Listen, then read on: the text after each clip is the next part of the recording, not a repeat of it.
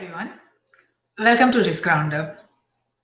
As automotive computing makes endpoint security a moving target, massive changes seem to be underway for the automobile industry globally. The increasing incorporation of in-vehicle computer systems is with a hope that connected automobiles will take nations towards a mode of transport that is safer, smarter, and more efficient. When millions of automobiles are being intertwined into a network of connected devices to the internet, it raises many new concerns and questions about cybersecurity and privacy. Nations' hope for a secure, smart, and safe tomorrow is built on today's disappointment as concerns are growing rapidly about critical security weaknesses in many of the internet connected components that are integrated in new automobiles today. As of today, nations lack an effective security centric infrastructure and framework for the automobile industry. In the absence of effective integrated security centric risk management framework, infrastructure, tools, technologies, and processes, the computer code, connected computers, and information communication and digitalization technologies seem to be creating a perfect formulation for cyber attacks, espionage, and ransom. The connected cars and security breaches are becoming an actuality of life. When security vulnerability of one entity or industry has the potential to negatively impact assets in cyberspace, geospace, and space, managing the security risk becomes a fundamental necessity for each and every nation. So the big question today is, when the level of sophistication and brilliance among cyber criminals is getting similar, if not more, with the cyber defense community, how do we secure automobiles or anything connected to the internet? To discuss this further, I'm delighted to welcome Adrian Pearmine. Adrian is the National Director for Smart Cities and Connected Vehicles. Welcome, Adrian. We're delighted to have you on Risk Roundup. Thank you very much for inviting me. Great, Adrian. So the increase in automobiles armed with internet-connected technology has opened the door for cyber criminals to control cars remotely. It seems cyber criminals today has the capability to take control of the vehicle, affect the steering wheel, accelerate the vehicle, activate the brakes, turn off the engine, and a lot more. There is a growing concern about whether it will be safe to drive in the coming years. Will it be safe to drive, Adrian? Well, I certainly think that we had better have all of these security risks that you just identified fully addressed before we start putting cars on the road with, especially sold through the regular channels. There are several connected vehicle and autonomous vehicle pilots going on around the country right now to test and demonstrate some of the technology in a more controlled environment before everything goes live to the general public. But all those issues that you just addressed are the automotive industry and the National Highway Traffic Safety Administration are familiar with and aware of, and are making sure that they will be addressed before autonomous vehicles in particular and even connected vehicles on a wide scale go live. That is good to know, Adrian. Now, it seems that Intel, in collaboration with some of its auto industry partners, has outlined its best practices, that is, sort of recommendations for how automakers and the industry can best set up their vehicles for privacy and cybersecurity in the era of the next generation car. Now, how is the global auto industry preparing for the safety and security of next generation cars? Because to me, it seems, I'm not sure whether these initiative that Intel, the best practices that they released, if that is, in collaboration with all the automakers all across nations. Can you share some information about that if you are aware of it? Well, I'm a little bit aware of it. I don't know the depths of it. What I can say is all of the automakers are beginning to work together in ways that they never have had to before. Historically, there's been much more competition amongst them, and really they didn't have to collaborate on a lot of things. The connected vehicle and the autonomous vehicle are forcing them in many ways to standardize on message sets and standardize on security issues in ways they never have before. So it's really new to them, to be honest, and they're I certainly wouldn't say that everybody's working together perfectly, and I certainly wouldn't say everyone's working together perfectly internationally. But I can say that they're working together in ways they never have before. That is good to know.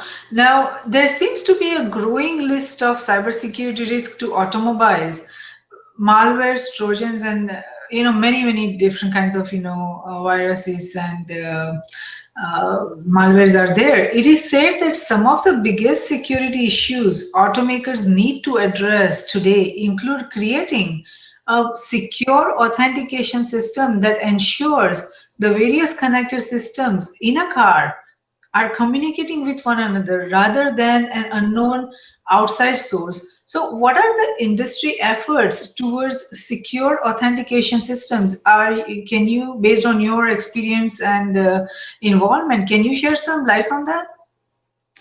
Well, connected means a lot of different things, first of all, and so that's part of what's making the conversation challenging for some. There are a number of different communication paths that you can use to connect to a vehicle. The U.S. Department of Transportation focuses primarily on what they call DSRC, or dedicated short-range communications. And the U.S. DOT and partners have invested really heavily in that particular spectrum area, and have developed a lot of security and authentication protocols around the DSRC. But there are a number of other ways of connecting to vehicles for different applications and different purposes. And probably the widest way that our vehicles are currently connected is just over the cellular networks. And so then each of the different applications that whether it's an infotainment solution, whether it's a navigation solution or application, how the developer of that particular application has set up their security, how the auto manufacturer or whoever is managing the connection link, there's a wide range of security applications and that have been set up for each of those. And that's where things are kind of breaking down a little bit, is that when they're using DSRC and communicating locally between vehicle to vehicle and vehicle to infrastructure, they are using a highly secure authentication protocol. But when they're going over these other applications and other services, that's where it seems like the industry has a long way to go on standardizing. Right. No, that is very good information. And just like you mentioned that, the Wi-Fi service that, they are using. Now, there are reports that ethical hackers were able to take control and kill the accelerator of a Jeep in motion on the freeway. So it seems that the vulnerability they were able to exploit was the Wi-Fi that you were just talking about. And although this hack followed a large recall from an auto manufacturer to fix that bug, this is a cause of serious concern because, Wi-Fi networks are not secure. And if they are used that often and that extensively, then it is a cause of concern. Now, has there been any integrated effort to identify and evaluate automobile security risk by the industry in total? Like, is there any effort going on so that they can come up with all these, different, every single, security risk that they think, they would be facing, and then what they need to do? Do you know if any effort is going on around that? Well, just to clarify, you mentioned Wi-Fi. It's actually not Wi-Fi, but the commercial cellular data network that was used in the GPAC and is used for most of the commercial applications, not Wi-Fi. But so they're not using Wi-Fi. No, what they're using the commercial cellular data network, and then they can create a Wi-Fi hotspot on the vehicle itself, and that's one of the connected vehicle applications that a lot of the auto manufacturers think that we as users want. And then once the vehicle is a Wi-Fi hotspot, there's yet another potential path for security and invasion problems. But the main connection between the Jeep and the central applications and services that were being offered there is over the cellular data network. There is a lot of activity going on in trying to make those connections more secure, both at the federal level with the U.S. Department of Transportation and the National Highway Traffic Safety Administration, as well as by the automakers and several different consortia. But there's certainly a long way to go, and when you take a hacker and a Wired magazine writer and they're able to do something like that and demonstrate something like that, I think it was a great wake-up call for the industry. Yes, that's very true. But I think they use the Wi-Fi, right? How they were able to hack into that? From what I read, that they use the Wi-Fi. So I got really concerned that if Wi-Fi was used as a mode to hack into this kind of systems, that is really a cause of concern. But I'm glad you clarified and you gave all that information, so that would really help in the assessment and also help our global viewers and listeners understand these a little bit better. Now, some US lawmakers are promoting isolating critical software systems from the rest of a vehicle's internal network. Do you think that's a sensible strategy, and do you know how far we are in progression of that law or whatever the lawmakers are trying to do? I don't know as much about that, and I apologize. Going back to my earlier comment, I need to go back and reread that article, because the hackers may have used the vehicle's Wi-Fi to get into the network, but I know that they were doing the remote control of that vehicle from a much further distance away. So I think they were communicating with it over the cellular network, but they may have used the Wi-Fi of the vehicle to get in there in the first place. But coming back to your most recent question, a lot of the ways that that new service providers are trying to connect to the older vehicles that were not built as connected vehicles is to plug into the onboard diagnostics port of the vehicle that was originally not built for those purposes. It was built for you to pull a car into a mechanic shop and the mechanic to plug into your computer and read your diagnostics codes and alarms and reset the alarms and know what they needed to fix. And so anytime that we're taking a system that was built for one purpose and then trying to repurpose it in the way that they're doing, I think opens up new risks, because that wasn't what it was built for originally. And so I think there's a lot of neat applications and neat things that you can do by plugging a communications device into that OBD, the onboard diagnostics port, and making that a connected car. But it apparently opens up a lot of risks too if you don't have the associated security wrapped around it. So the details then of how they isolate those other onboard systems, I think a big part of it is just a move away from using that port in the way that they've been using it. But beyond that, it's getting a little past my technical depth. Yes, I know, but that is a good information you shared, Adrian. Now, connected vehicles that navigate themselves and leave humans, that is us, as passive passengers, I think are already being road tested. So vehicles are now fitted with a complex system of scanners, radars, lasers, GPS devices, cameras, and software.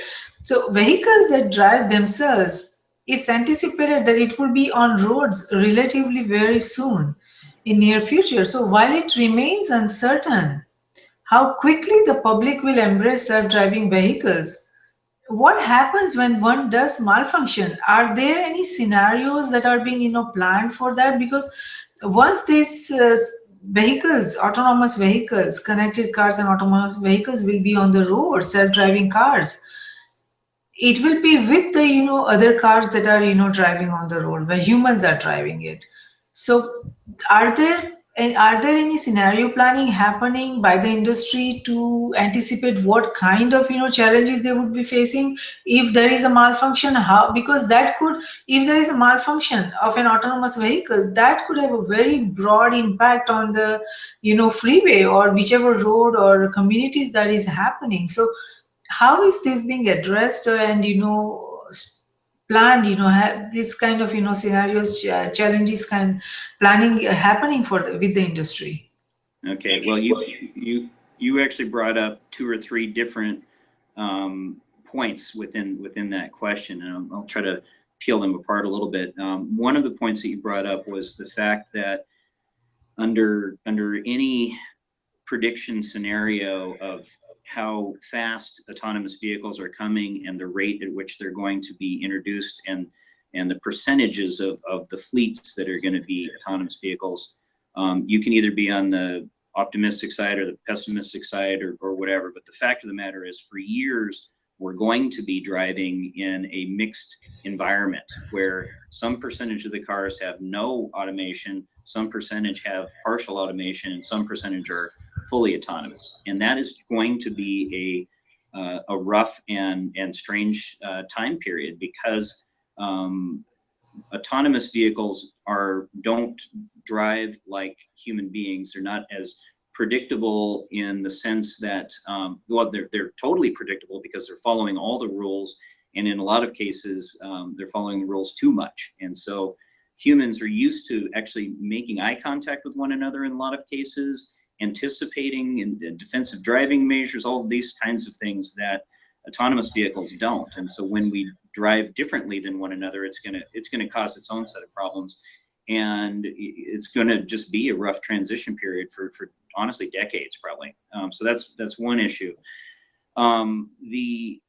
Google is probably furthest out ahead of anybody in terms of testing of autonomous vehicles, and I think that it's just with every manufacturer and every car that's going to be released that's fully autonomous, there's going to have to be nearly the same level of testing with a human operator behind the wheel for a period of time before we're comfortable putting those cars on the road. And so I think that that's a part of it, is just that every of the early entry manufacturers are going to have to do an awful lot of testing, and National Highway Traffic Safety Administration again is paying very close attention to this and trying to come out with some rules around it.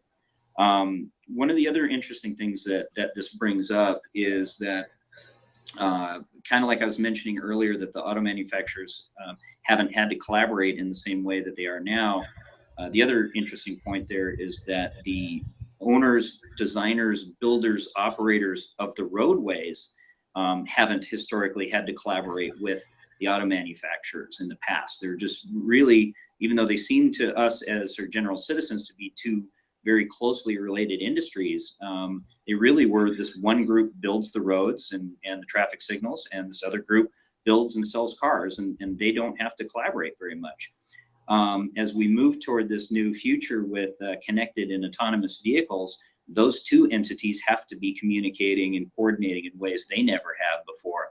And that's been posing its own challenges as well. But there's an awful lot of effort, again, that the same organizations, that the U.S. Department of Transportation and NHTSA, National Highway Traffic Safety Administration, and our American Motor Vehicles, the national level of licensing, a bunch of these entities have been working on this together, and it's going to take a lot of collaboration and a lot of testing before everybody's comfortable, opening the roads up. And different states are currently wrestling themselves with how far on the leading edge or bleeding edge do they want to be with being test beds. There's a lot of benefits to moving this industry forward. There's just such tremendous safety benefits with the autonomous features of these vehicles that we want to get there as quickly as we can. There really will be many millions of lives saved in the long run, but we have to get there in a safe manner. So it's an interesting time we're in right now. Yes, absolutely. It is very interesting time, and especially like you said, the challenge There are so many challenges that remain to be, solved, and they're very substantial because an autonomous vehicle needs to be able to think on its own and react as we humans do. Like if we are crossing a road and we see a ball rolling, we would know that some probably some child is playing nearby, and we would take an action that we should stop there. But the artificial intelligence based, these connected cars or automated autonomous vehicles, they need to be able to have that kind of inferential thinking, and that I'm not sure if we have reached that stage of AI advancement, artificial intelligence advancement, where they it will be able to have that kind of judgment call that I need to stop right now. So there are a lot of challenges that needs to be overcome. And then what you said, that everyone needs to learn to work collaboratively. That is the biggest challenge I see across nations and across industries, because we have been so used to working in silo, and now with the advances that we are having with like autonomous vehicles or artificial intelligence or cyber security challenges, all these challenges requires integration and cooperation, because everything is interconnected and interdependent now. So that we cannot work in silo. We cannot say, okay, I will fix my own problems, I will manage my own risk, and that will take care of all the problem. Because even if you manage your own risk, there are only some risks that you'll be able to solve on your own or manage on your own. There are so many risks that has interdependencies, and you need to be able to cooperate and work together. So that is a huge challenge that I see, because nations are just not used to working like that. And to have that kind of framework, it's going to, and to have that kind of approach and mindset, I think it's going to take a long time. So we'll have to wait and see how that goes forward. Now, while strong auto security is essential to maintaining the continued trust of its customers and integrity of the automobiles and its products, how is automobile industry addressing the growing concerns of the safety and security of the automobile security risk? Because we have been talking about this, but I have been researching, I have done a lot of research on this, and I have not come across any initiative by the industry that gives you confidence that they are taking this very seriously, and there is a structured effort going on. I may not have come across all the information, but because you are part of this industry, do you think do you have any knowledge that there is some structured effort going on to understand the safety and security risk of this? There definitely is. There's a very concerted effort around that, and yeah, I wish I would have known that question was coming, because I could dig up the specifics of a couple of the organizations that have been created around this issue. I will go ahead and do that as a follow-up that you can share with your viewers. However, you can do it after this, but I can definitely share some specifics of some of the organizations that are working behind that, and make you a little bit more comfortable that there is a concerted effort. That would be great, Adrian. That would, help a lot. Now, it seems that data is becoming very important. It's as important as gasoline, diesel, electricity. Just like, for us humans, it's like air, food, and water.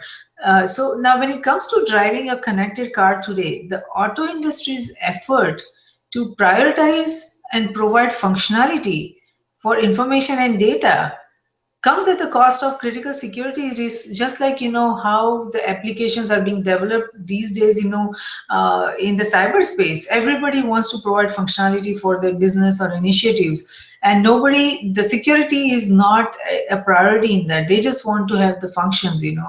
The functionality is the priority right now. So, but that comes at the cost. If they focus only on functionality and not think about security, it gives there are huge imbalances that are being created. So how can the auto industry provide data security? Because so much data is generated because of the connected cars. Data, everybody who is driving, everybody who is connected to, all that data is generated, and the auto industry has that data. So how is the auto industry providing, first of all, how are they storing it, protecting it, and making sure that the data is secured? Well, there's a couple different issues again that are bundled up into that question, I think, and part of it is data security, and part of it's data privacy, and part of it's data ownership. And Yes. you know, all three of those issues are. I think your statement's just absolutely right that and I think this is true about a lot of industries and a lot of applications that are being built around the Internet of Things, is that everyone's racing to get the applications themselves built, the functionality themselves built. And in a lot of cases, if it's a connected teddy bear or something like that, the risks of having poor security are pretty low. The risks of the data ownership around that connected teddy bear are pretty low.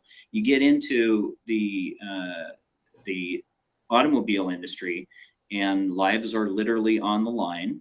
And so obviously the risks are much, much higher than in so many of the other applications. And I think that, again, going back to the Wired magazine article and the GPAC, I think those kinds of things of really shining a light on this are really important to the industry, and showing, you know, the industry knows that their number one goal, the manufacturing industry anyway, their number one goal is to sell cars. And they know that they're not going to sell cars if their customer base is concerned of their security or their data privacy.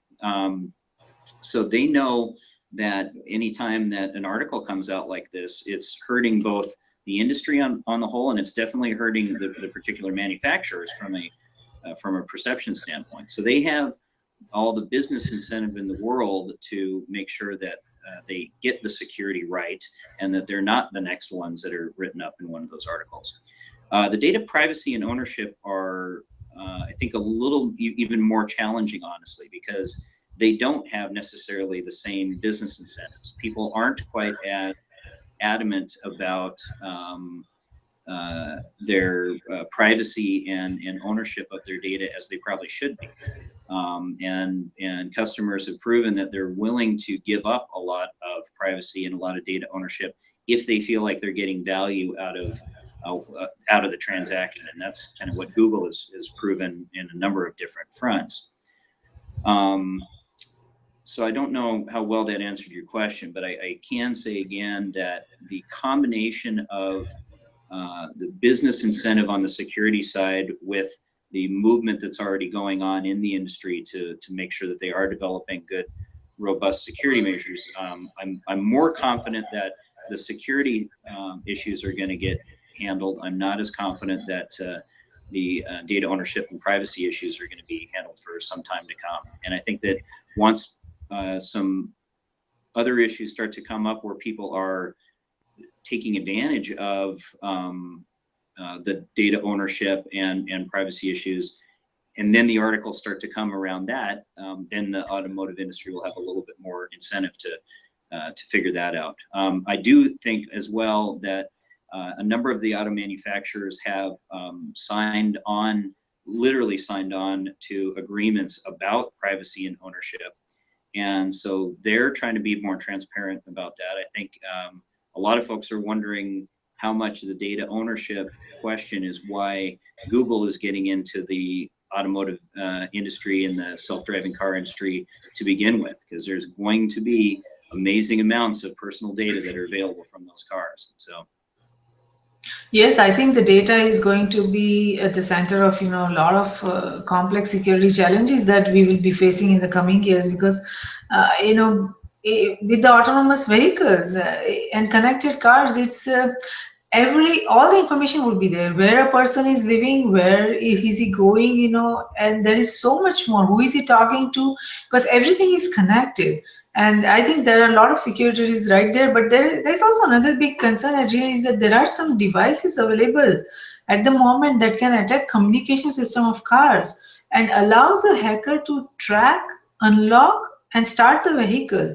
It is said, it was reported, and I read it somewhere, that a hacker planted the device in a discrete place on some vehicle, and he just waited, and then it was reported that the device was capable of copying a friendly Wi-Fi network and then tricking a nearby smartphone into connecting silently with it. So once connected, it was able to capture commands from the driver's smartphone to the system, including all the credentials, user's name, email, home address, credit card details, and whatnot.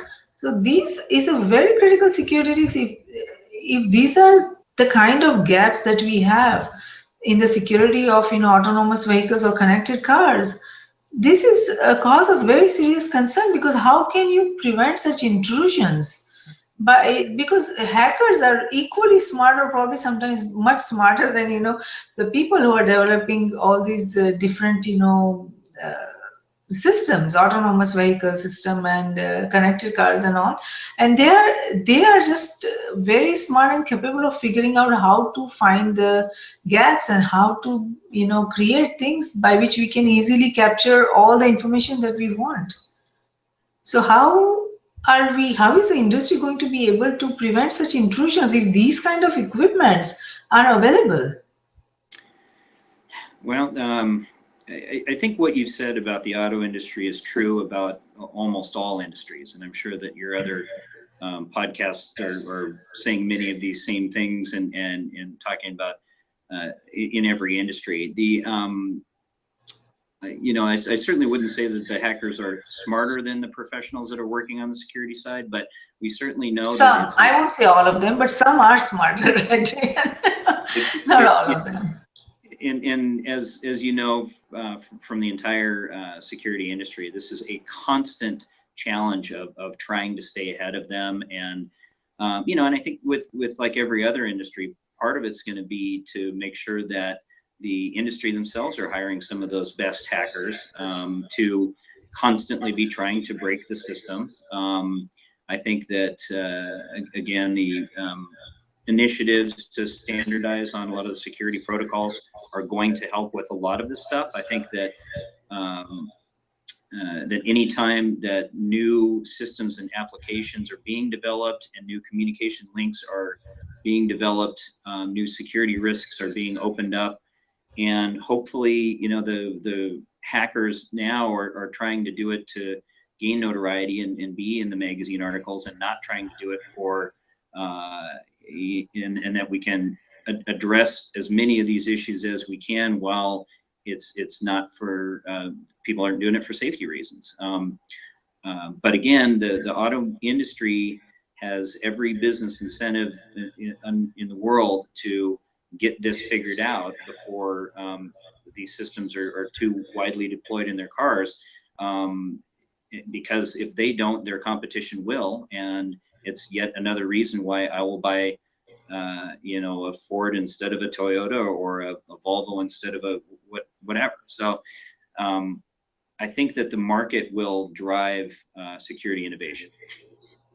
That will certainly, most certainly. Now, there are some good news also. I mean, I've heard that the automobile industry has formed an information sharing and analysis center, ISAC, to share intelligence on vulnerabilities in car electronics, in-vehicle data networks, and so on. But the question is whether, I'm not sure, I couldn't get that information, whether ISAC is global, regional, or national, and whether automakers are actually, there is another concern that whether automakers are actually sharing security vulnerability data, fully. That is my big concern. So what can you tell our global viewers and listeners about the effectiveness in sharing risk intelligence? Because see, all these organizations can be created for the namesake, that we have these, working towards the automobile industry security, and everyone is cooperating. But how much cooperation is there, and how much intelligence is being shared? That is, the big question here. So what are your thoughts on that? What are your observations about ISAC? Well, I think that when I was mentioning earlier that I was going to go do a little bit more research and give you some follow-up information on one of your earlier questions about the coordination efforts that are underway. This is actually one of the key ones that I was referring to. So you are familiar with it. I just have to admit that excuse me. I have to admit that I don't know a whole lot more about it and how exactly effective it is. And what I would offer instead is to introduce you to some of the folks that are leading up the efforts of the ISOC, And you know, if you have a follow-up to this, and I'm sure this isn't the last time that you're going to want to talk about security in the automobile industry, I know a couple folks that are far more well versed in all of these security topics actually that we're covering here today. It's not really the center part of my area of expertise. Okay, fair enough. No, I appreciate that. That would be great, the introduction. Now, the words like the cyber security and safety, if you look at it individually, may have very different meanings for auto engineers as well as IT engineers, because security is used in the context of a vehicle's physical security also. That is, if you look at the locks or, anti-theft disabling mechanisms, and security is also viewed in the context of vehicle cyber security, like data security and all those, other security parameters that come there. So how is the automotive industry or automobile industry working to enhance and ensure integration of both these security features from cyberspace and geospace? If you look at it or in simpler terms, physical and digital security, or geosecurity and cybersecurity, how are they integrating their efforts in that? Well, I think most of the traditional automakers are largely still in a learning process around that. It's one of the things I think that Google and Tesla and some of the other sort of new entrants into the auto world that come from an IT background first are kind of out further ahead of the game in how to address these issues, because they have the IT background first and are building cars now. And I honestly, I don't know how much more I can answer on that. I think that the traditional auto manufacturers are very familiar, very well versed with what safety and security means from a mechanical standpoint, and they've gone through testing of their safety of their vehicles for decades, and they've had to figure out security systems to keep the vehicles from getting robbed, and some have been more successful than other ones. But I think that the IT part of the security is a new emerging area, and I think they're just rapidly trying to find the best people and get up to speed on it. But I think it's really early in the process still. I see, I understand that.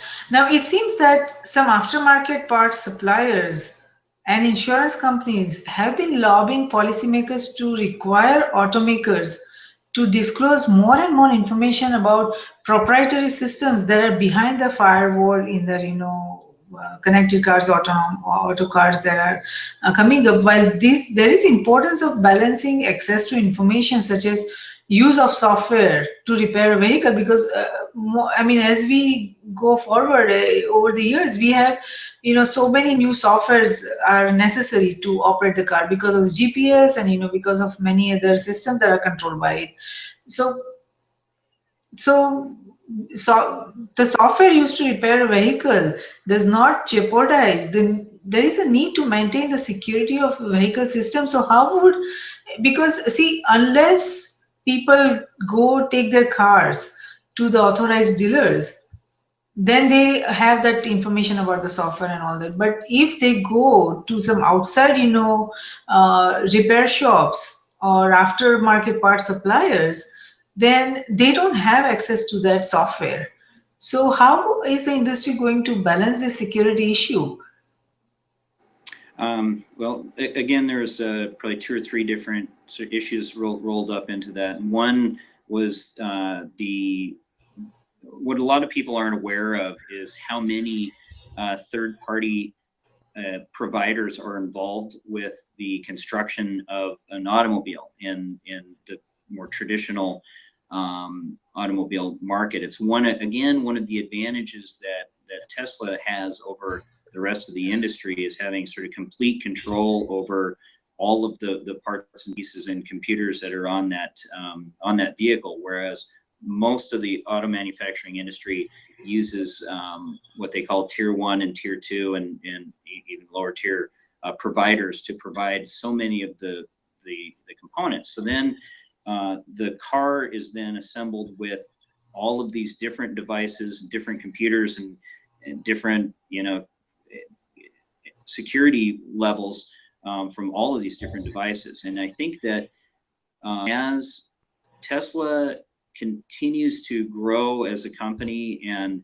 gets more and more press, and they're able to do things like push out software upgrades over the air to a vehicle to offer all this new functionality that the vehicle didn't have before, I think that that is demonstrating a value in having more of that end-to-end ownership of all of the systems on that car. I think it's going to be a bit of a market separator, and I think that the auto industry is going to have to learn some lessons from it and work together with their providers to address that issue. And it's an issue that, you know, was not visible to the rest of the industry until cars became connected. And now that they are connected, I think it's obvious that having so many different providers involved with the supply chain of a car may be a very efficient way to manufacture a car, but it adds whole new security and communication challenges that weren't visible before.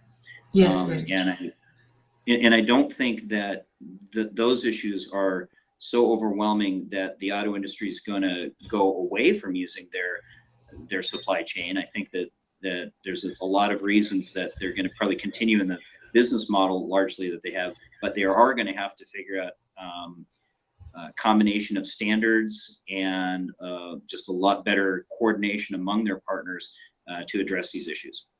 Yes, yes, no, that is very true. Now, I've also heard that some automakers are planning to upload the vehicle operating software wirelessly.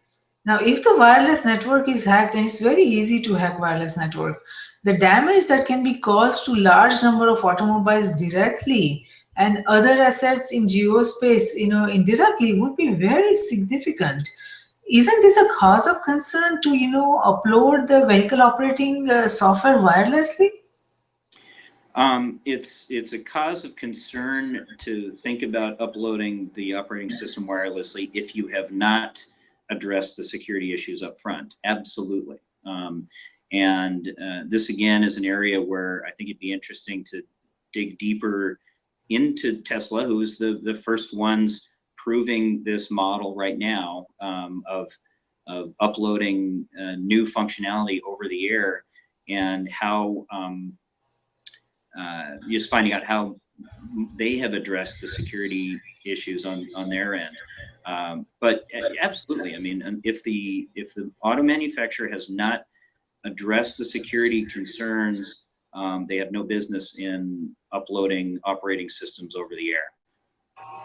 Yes, no, that is very true. Now, Adrian, it seems you have been involved with smart cities and connected vehicles. Based on your involvement with the initiatives, what is that one thing you would like to change in how we address automobile security today, if not even in United States, if not all the nations, you know, all over the world? Boy, I guess the one thing I would change, and you've alluded to it a couple times in this discussion, is the auto manufacturers' willingness to cooperate as fully as possible with one another on this. I think that the history of competition in the industry is so deeply ingrained and so fierce that that a lot of folks have had a hard time adapting to this. But I think that the industry just quite simply needs to recognize that it's in everybody's best interest, in all the manufacturers' best interest, to collaborate as fully and as transparently as possible on the security side of this. There's all these other ways that they can continue to compete and continue to make sure that their vehicle has functions and features and is sexier than everyone else's. But when it comes to security of the connected vehicle, I think that collaboration between the traffic side and the auto manufacturer side, and the collaboration among all the auto manufacturers is most important. And I think there's a lot of them that would argue that that I don't know what I'm talking about, and that they are collaborating amazingly well. But from my observation, that's the place that I would just, encourage yet even more. Yes, no, I think that is the heart of where our efforts need to be, so that we all can, collectively and collaboratively and cooperate with cooperation, we can tackle all these big challenges that are in front of us, security challenges, because of the integrated, interconnected, interdependent risks that we all face. So you are right, absolutely right about that. So Adrian, thank you so much for sharing so much of your valuable time with us today, and to come on Risk Roundup. I know it is a very busy time for you, and in spite of that, you are passionate about this, area. So you decided to come, as early as possible, and I appreciate that. Rather than waiting, till your work was, you had some free time and you had some sort of normalcy in your business life. But I appreciate that, Adrian, and I'm sure our global viewers and listeners are going to benefit tremendously from what you had to say today. And we like you said, this is not the only roundup that is focusing on automobile security. We will be having many sessions in the coming weeks, months and years, to continue talking about the automobile security risk, so that we all can collectively, manage these security risks that we all are about to face when the autonomous vehicles, and as we progress with the connected cars. So thank you, Adrian. Okay, thank you. So while on the surface, threats to vehicle technology currently appear isolated and unrelated, the reality of the security threats facing connected cars is very controversial. In the coming years, as the digital connectivity and technology becomes more prevalent, so too will be the security risk associated with it. Securing connected cars is not about technology alone. It is equally about processes, framework, human factor, organizations, legal aspects, policy, and much more. While global security standards and best practices are yet to emerge for this industry for our safety and security, each one of us need to educate ourselves with connected cars and the whole automobile ecosystem that is involved in delivering smart services from the moving endpoints to the data center and cloud, and account for each of these components in our integrated security strategy in cyberspace, geospace, and space. Risk Group Cybersecurity Risk Research Center and Strategic Security Risk Research Center are created to identify, evaluate, and manage the risk facing NGIOA in CGS, that means nations, its government, industries, organizations, academia, in cyberspace, geospace, and space. We at Risk Group believe that risk management, security, and peace walk together hand in hand. Though security is related to management of threats and peace to the management of conflict, risk management is related to management of security vulnerabilities as well as management of conflict. It is not possible to conceive any one of the three without the existence of the other two. All three concepts feed into each other. We believe that the security we build for ourselves is precarious and uncertain until it is secured for everyone across nations. Tradition becomes our security. So, if we build a culture of managing risk effectively, it will lead us to security, and security will lead us to peace. Let's manage the existing and emerging risks together. For more information on the Risk Roundups, to watch the Risk Roundup videos, or hear the Risk Roundup podcast, please go to riskgroupllc.com. Do not forget to subscribe and share. Until next time, I'm Jayashree Pandya, host of Risk Roundup, signing off. See you next time. Thank you.